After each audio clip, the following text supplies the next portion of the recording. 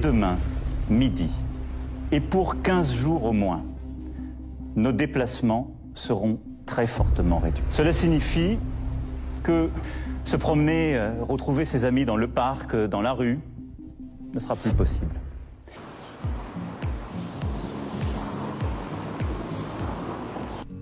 Bonjour Bruno, un peu plus de 2 mois après le dernier match de la saison, est-ce que tu peux nous dire comment tu as appris l'arrêt du championnat ?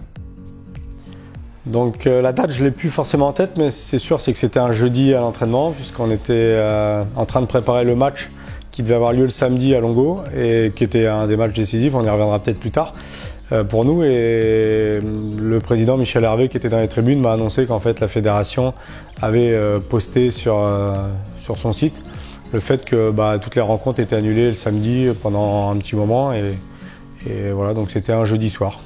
D'accord. Et du coup, concernant les joueurs, est-ce que tu as des nouvelles de tes joueurs pendant le confinement et du coup après ce confinement, et comment est-ce que ça se passe pour eux ?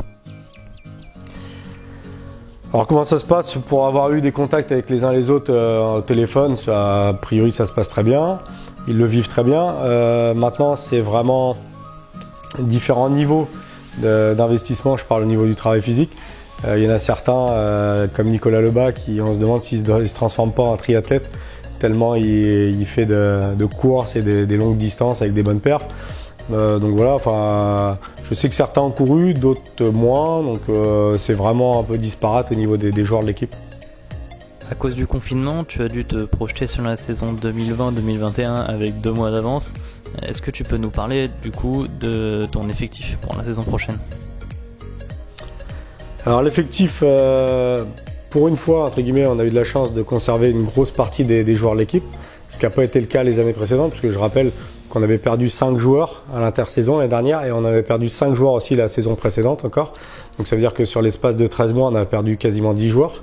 Là, c'est pas le cas puisqu'on peut compter sur 6 joueurs de la saison dernière, à savoir Cédric Le Borloc, Nicolas Lebas, Arthur Brizou, Adam Injaï, Antoine Caudrelier et Boubacar Sidibé. Donc ça fait 6 joueurs quand même qui restent, donc ça c'est quand même un gros soulagement.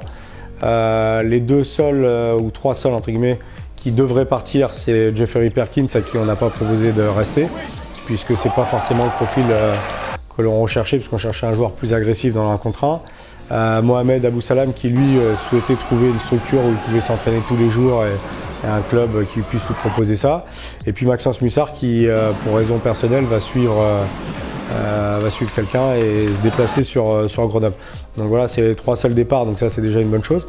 Et à côté de ça, donc au niveau des recrues, on a avancé, ça a été assez vite, puisqu'on a cherché autour de nous et on a donc récupéré des gens qu'on connaissait déjà très bien, puisqu'ils ont des amis dans l'équipe. Il s'agit d'Antoine Chamu, qui forcément est connu puisqu'il a déjà joué à Gravenchon.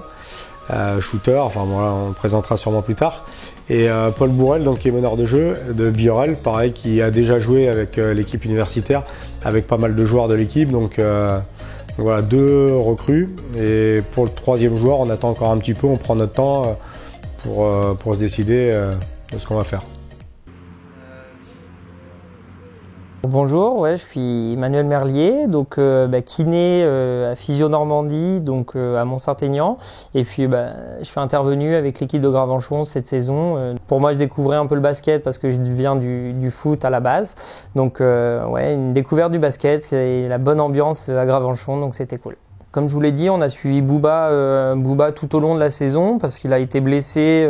Il a pas mal d'antécédents au niveau de son genou. Il avait déjà été opéré plusieurs fois, donc il présentait quelques déficits au niveau du genou. Donc on a essayé de reprendre un petit peu ça en main. Donc on a suivi Bouba sur toute la 2e partie de saison. Donc il revenait bien avant le confinement.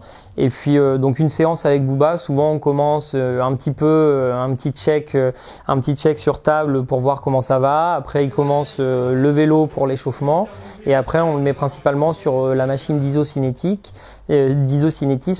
qui permet de voir le différentiel gauche-droite et quadri-ischio. Donc là, c'était basé principalement sur un renforcement au niveau du quadriceps. Donc là, j'installe Booba et puis je vais lui donner les petites consignes. En gros, le but, c'est de faire développer le maximum de force. Nous, on règle la vitesse et pour recruter le maximum d'unités motrices pour Booba au niveau du quadriceps. Donc, on le stimule au maximum. C'est lui qui déclenche la machine et on le stimule verbalement. Tu pousses, tu ramènes, tu pousses, tu ramènes, tu pousses, tu ramènes. Et le but, c'est de faire les meilleurs résultats possibles. Donc ça, c'est plus pour un travail en force. Et après, on travaille également en explosivité et en endurance. Salut Boubacar, comment ça va après ce confinement? Ça va, Dieu merci. J'essaie d'être à l'abri pour ne pas atteindre le virus. Puis voilà. Tu as été blessé au genou l'année dernière. Comment est-ce que tu te sens maintenant? Après la saison, ça allait, mais vu que le confinement, j'ai pas travaillé autant, j'ai un peu manque de force, tu vois. Est-ce que tu peux faire un bilan individuel et collectif de cette saison? Durant la saison, je me suis senti bien. Il y avait la cohésion et il y avait comment on était comme la famille et tout, tu vois. Quel est ton programme pour cet été, que ce soit sportif ou professionnel? Qu'est-ce que tu vas faire cet été? Je pense que l'été, ça va être plus sportif parce que je pense que vu la saison qui s'est passée, je n'ai pas donné le meilleur de moi-même dans l'équipe et tout. Donc du coup, je compte à travailler plus cet été pour revenir en force. D'accord, merci Bouba d'avoir répondu aux questions et on se revoit en août.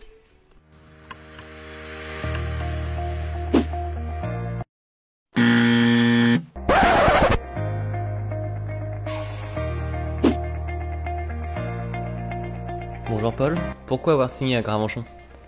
Pourquoi avoir signé à Gravenchon? Parce que défi sportif, premièrement. J'ai envie de tester le niveau N2. Et aussi parce que ça fait quelques temps que je connais Bruno et que j'ai toujours dit que j'avais envie de jouer pour lui, voir ce que ça donnait. Je ne connais pas en tant que coach, j'en ai entendu parler par des amis, par des amis gravenchonnais, mais jamais eu en tant que coach et j'aimerais bien faire la connaissance. Est-ce que tu peux nous présenter ton parcours basket? Parcours basket, j'ai commencé à Saint-Jacques à l'âge de 5 ans. J'ai joué à Saint-Jacques jusqu'à mes 12 ans, donc jusqu'en Benjamin. Après, je suis allé à l'SPTT pour jouer en Benjamin Région jusque mes années cadets. J'ai arrêté, je crois, ma première année senior au PTT pour rejoindre Biorel, qui était en pré-national à ce moment-là, pour jouer meneur de jeu. J'ai évolué là-bas, j'ai fait les montées et les descentes de l'équipe, de N3 à Prénat et de Prénat à N3. Et là, ça faisait, je sais plus, 3 ans, 4 ans qu'on se maintenait en N3. Quels sont tes objectifs personnels et collectifs pour la saison prochaine? Personnellement, j'aimerais apporter le maximum que je peux à l'équipe, donc par mes qualités, et espérer soulager le jeu au maximum. Et j'y compte bien. Me donner à 100%, voilà, c'est l'objectif. Ne pas regretter tout ce que je vais faire. Et collectivement, essayer de faire le meilleur résultat de Gravenchon en N2. Question plus personnelle, comment as-tu passé le temps pendant le confinement? Au début, je faisais pas mal de vélo, jusqu'à ce que les forces de l'ordre nous fassent comprendre que c'était pas une bonne idée. Et du coup, j'ai arrêté de faire du vélo. J'en faisais seul, mais j'ai arrêté d'en faire. Du coup, muscu chez moi, puis après, jeux de société.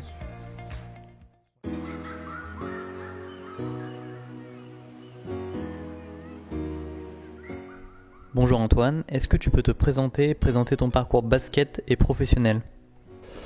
Bonjour à tous, donc moi j'ai 29 ans, j'ai commencé le basket assez jeune. Première licence à Saint-Quentin du coup, quand mon père jouait au SQBB, et ensuite j'ai joué 2 années de poussin à Biorel et toutes les autres catégories jeunes quand je suis arrivé au Havre à Plemont jusqu'en senior où j'ai joué en pré-national.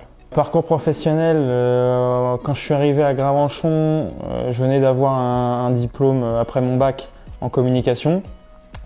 Et ensuite, j'ai enchaîné un petit peu les petits boulots le temps que je jouais à Gravenchon. Et quand je suis parti, j'en ai profité pour reprendre mes études. Donc j'ai passé un diplôme supérieur dans le domaine des ressources humaines. Et maintenant, je travaille dans une entreprise, un transporteur maritime au Havre. Tu as fait 3 saisons à Gravenchon, puis 4 à Fécamp. Pourquoi revenir à Gravenchon ? Parce que c'est un club qui m'a quand même un petit peu marqué malgré tout. Voilà, je pensais que c'était le bon moment. J'avais fait 3 saisons et demie du coup à Fécamp. Et puis je sentais que c'était un petit peu la fin d'un cycle. L'équipe elle est pas mal, elle va être pas mal remodelée là pendant l'intersaison. Donc voilà, je me suis dit que c'était l'occasion de passer à autre chose et d'avoir un nouveau projet. Et, ce que me proposait Bruno, c'était une belle opportunité. Tu dis que Gravenchon est ton club de cœur. Pourquoi cet attachement aussi fort au club ? Déjà 3 saisons, c'est quand même pas mal. C'est pas tout le monde qui reste 3 saisons dans le même club. Après, je pense que comme beaucoup de joueurs qui ont connu la montée de National 3 à National 2, dans le contexte dans lequel ça s'est fait, avec le dernier match au Cotonnier, etc., ça renforce forcément les liens avec un peu tout le monde dans le club, hein. Que ce soit les joueurs, le staff, les dirigeants. Donc ça laisse de très bons souvenirs. Puis derrière, nos 2 saisons en N2, c'était aussi des saisons réussies. Le groupe, il était toujours assez uni. Il y avait une bonne cohésion, une bonne ambiance. Donc c'est pour ça que c'est quelque chose qui m'a marqué. Mais effectivement, la montée, ça a fait que ça a laissé des souvenirs. C'était quelque chose qui m'a marqué au même titre que les autres joueurs, je pense, à cette époque. Quel est ton programme professionnel et sportif pour cet été ? Cet été, j'y ai pas encore trop réfléchi. Bon, je vais continuer à travailler, forcément. Après, sportivement, on va voir comment ça évolue, mais je vais continuer à faire un peu de sport chez moi, hein. J'ai acheté un petit peu de matos, donc ça me permet de continuer à m'entraîner un petit peu. Sinon, si possible, essayer de partir en vacances et puis voilà, continuer à courir, à faire un petit peu de vélo et puis à se maintenir en forme. Pour finir, est-ce que tu as un petit mot pour les supporters de Gravenchon ?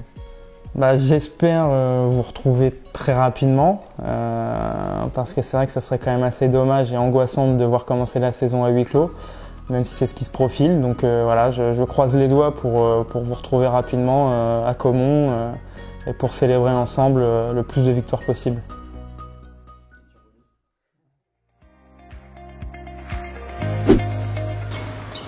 Bon Bruno, qu'est-ce qui se passe avec ton jardin là ? Rien, j'ai pas eu le temps pendant le confinement, puis bon, ça a un avantage, c'est que tu peux jouer à cache-cache dans la pelouse, en fait, c'est sympa.